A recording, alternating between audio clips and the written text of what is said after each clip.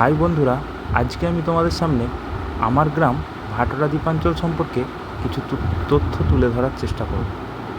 ভিডিওটি শেষ পর্যন্ত দেখতে থাকুন।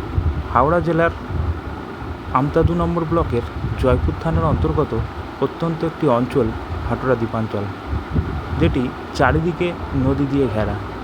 এই দ্বীপাঞ্চলে দুটি পঞ্চায়েত রয়েছে। এই দুটি পঞ্চায়েতের অধীনে 9টি গ্রাম রয়েছে। এই 9টি গ্রামে প্রায় 50,000 মানুষের বসবাস।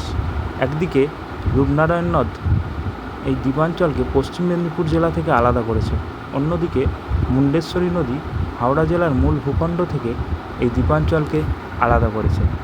এছাড়াও দ্বীপটির উত্তর দিকে রূপনারায়ণ নদ থেকে বেরিয়ে যাওয়া একটি খাল দ্বীপটিকে হুগলি জেলা থেকে আলাদা করেছে।